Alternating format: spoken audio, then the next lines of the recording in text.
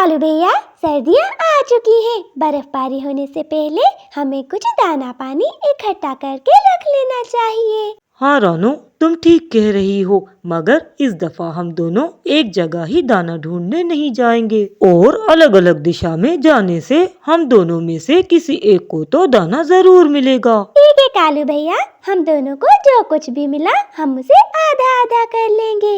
अगर मुझे कहीं पर दाना मिलता है तो मैं उसे आधा आपको दे दूंगी, और अगर जो कुछ आपको मिलेगा उसमें से आधा आपको मुझे देना होगा।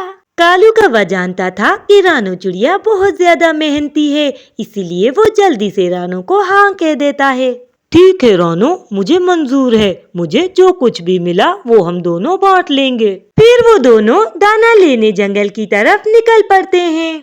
इसके बाद वो दोनों अलग अलग दिशा में दाना ढूंढने लगते हैं। रानू चिड़िया को काफी देर दाना ढूंढने के बाद भी कुछ नहीं मिलता। उफ, मैं तो थक गई। काफी देर दाना ढूंढने के बाद भी मुझे कुछ ना मिला। जाकर देखती हूँ, शायद कालू भैया को कुछ मिला हो। इधर चलते चलते कालू कौवा एक जगह पर रुक जाता है, जहाँ उसे एक बैग दिखाई देता है, और कालू कौवे को ढूंढते हुए रानू चिड़िया भी उस जगह पर आ जाती है। अरे कालू भैया, ये क्या है? ये तो एक बैग लग रहा है। हाँ रानू, ये एक बैग है, इसे खोलकर देखते हैं इसके अंदर क्या है। और जैसे ही वो दोनों उस बैग को खोलते हैं तो उनकी आंखें खुली की खुली रह जाती हैं, क्योंकि वो बैग तो पैसों से भरा हुआ था।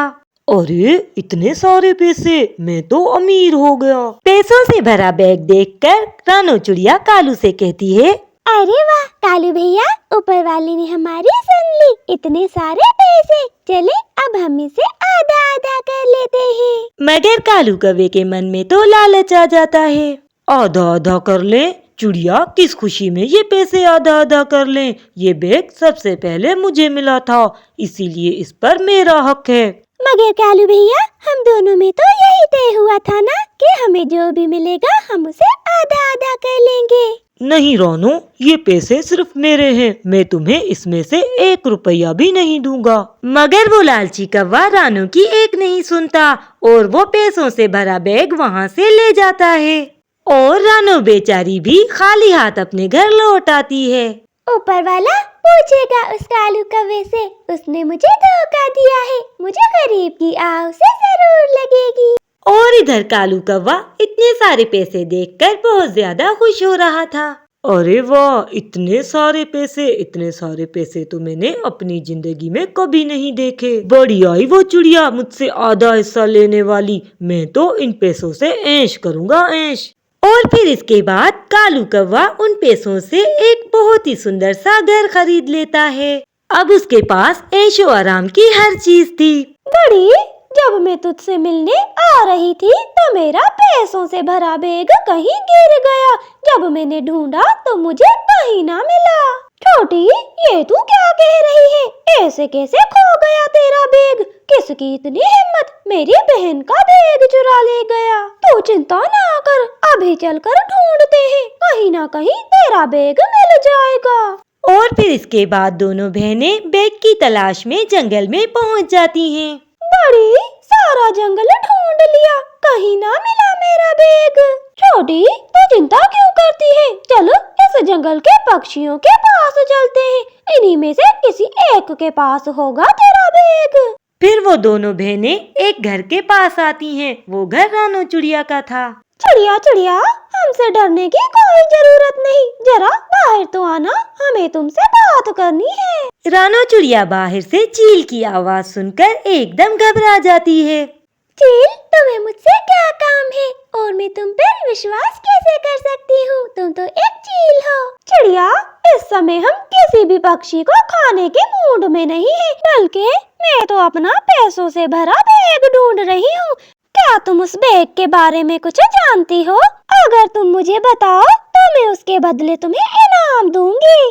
चील की ये बात सुनकर रानू चिड़िया समझ जाती है कि वो पैसों से भरा बैग इस चील का था। यही अच्छा मौका है उस लालची कौवे से अपना बदला लेने का। और रानू चिड़िया घर से बाहर आ जाती है और उन चील बहनों को उस पैसों से भरे बैग के बारे में सब कुछ बता देती है। चिड़िया, तुम्हारा बहुत बहुत शुक्रिया, तुमने हमारी बहुत मदद की। हम दोनों अभी जाकर उस कौवे को देखते हैं। इधर कालू कौवा बड़े मजे से अपने घर के बाहर बैठा चाय पी रहा था। अचानक ही वहाँ पर दोनों चील बहनें भी आ जाती हैं। अपने सामने यूं दो चीलों को देखकर कालू कौवा तो कांपने लगता है। दीदी, ये रहा मेरा पैसों से भरा बैग। काले कौवे, तेरी हिम्मत कैसे हुई मेरी बहन का बैग चुराने की? ला, ये बैग हमें वापस कर दे, इसमें पैसे तो पूरे हैं ना?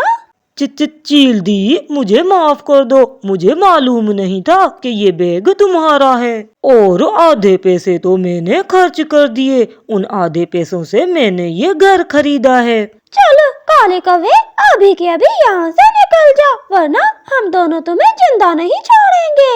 जाता हूँ, मुझे कुछ न कहना। चिड़िया, वैसे भी मैं इस जंगल में नहीं रहती। कालू कौवे ने ये घर मेरे पैसों से खरीदा था, इसीलिए इनाम के तौर पर ये घर मैं तुम्हें देकर जा रही हूँ। यूं कालू कौवा अपनी लालच की वजह से बेघर हो जाता है और रानू चिड़िया को अपने सब्र का फल मिल जाता है और वो खुशी खुशी उस घर में रहने लगती है। प्यारे दोस्तों, हमारी वीडियो को लाइक करें और हमारे चैनल को सब्सक्राइब करें।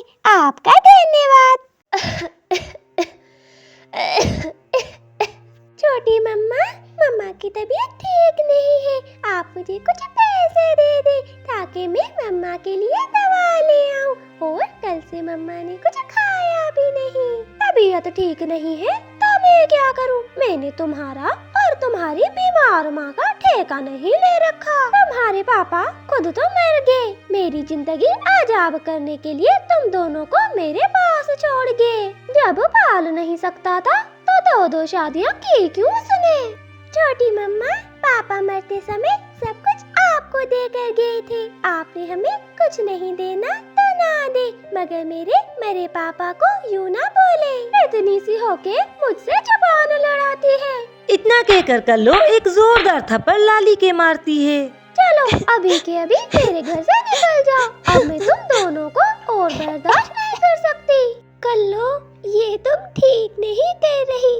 हमारा भी इस घर पे इतना ही अधिकार है जितना कि तुम्हारा। मगर कल्लो कभी उनकी एक नहीं सुनती और उन दोनों को घर से निकाल बाहर करती है। रानी चिड़िया लाली को लेकर एक घर में आ जाती है। मम्मा, ये घर किसका है? बेटा, ये घर तुम्हारी नानो का है। आज के बाद हम इसी घर में रहेंगे। मैं तुम्हारे पापा का घर नहीं छोड़ना चाहती थी, मगर कल्लो के जुल्म इतने बढ़ गए थे कि हमें वो घर छोड़ना पड़ा। मम्मा, हमने वो घर छोड़कर अच्छा किया। हमें वहाँ नहीं रहना चाहिए जहाँ पर हमारी इज्जत ना हो। लाली बेटा, हम यहाँ पर आ तो गए, मगर यहाँ ना कुछ खाने को है, ना ही मेरी दवा के लिए पैसे।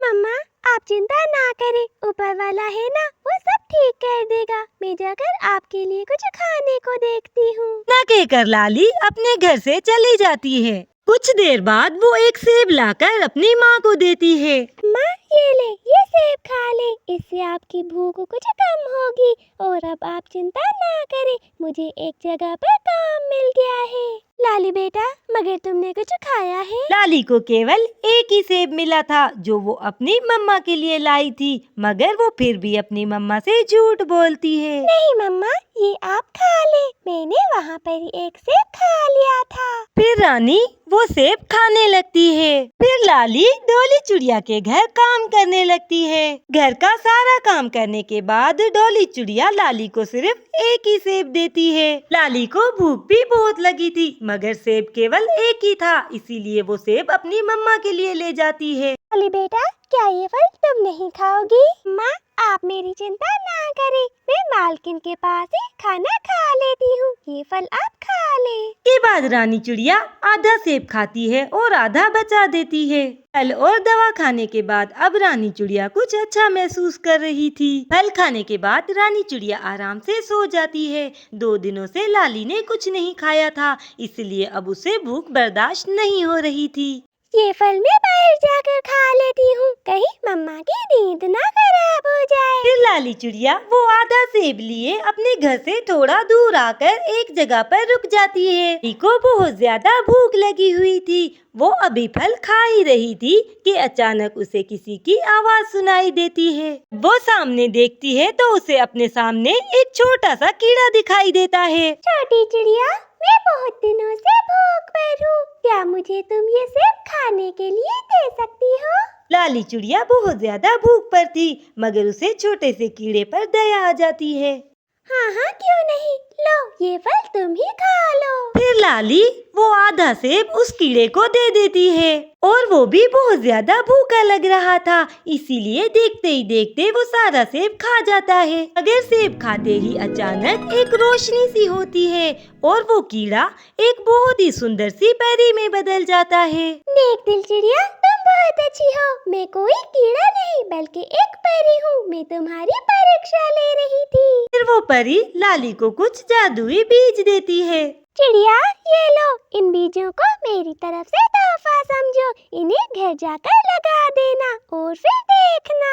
अच्छी परी, तुम्हारा बहुत बहुत धन्यवाद। फिर लाली चिड़िया ऐसा ही करती है। वो घर आने के बाद अपनी मम्मा के साथ मिलकर वो बीज जमीन में लगा देती है। रात होते ही वो दोनों माँ बेटी सो जाते हैं और सुबह जब उनकी आँख खुलती है तो वो अपने घर के आंगन में एक बहुत बड़ा सेबों का पेड़ देखकर हैरान रह जाते हैं। बेटी, मुझे लगता है वो बीज कोई मामूली बीज नहीं थे जो परी ने तुम्हें दिए थे।